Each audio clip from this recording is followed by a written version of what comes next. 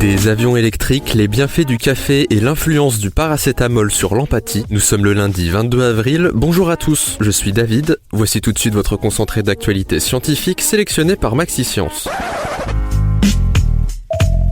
La différence entre l'homme des cavernes et nous, c'est le résultat de la science. Et ce n'est pas une opinion, c'est de la science. Notre monde n'est pas si moche.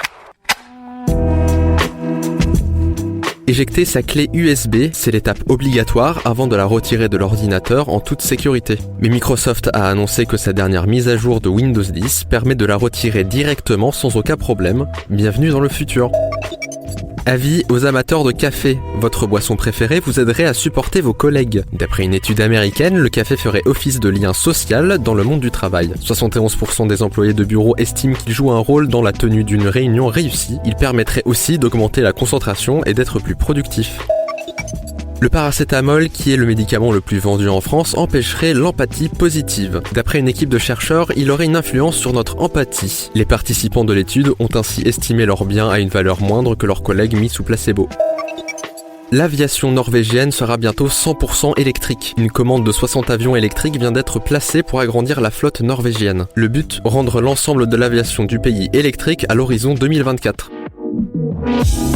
Super, j'adore. Alors écoute-moi bien, je vais essayer d'être clair avec toi. Ouais, génial.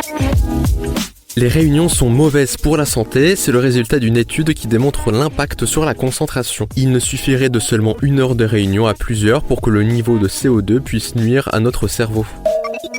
L'engin spatial israélien Bereshet qui s'est écrasé sur la surface de la Lune a dévoilé sa dernière photo. Prise à 15 km de la surface, on y voit les différents cratères de la Lune. Suite à cet échec, la société privée Space Hill a annoncé vouloir retenter sa chance et accomplir la mission. La capacité d'attention est moins longue qu'avant, c'est ce qu'une équipe de chercheurs de l'Université technique du Danemark démontre. En cause, le nombre de contenus en expansion, une demande grandissante de nouveautés avec un temps limité, forçant le temps d'attention par contenu à chuter.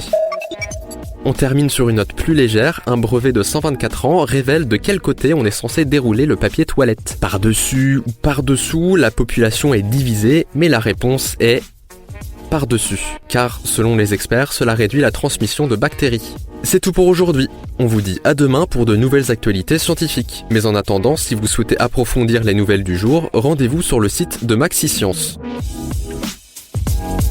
Voilà. Il ne reste plus qu'à vous remercier de votre attention. Au revoir.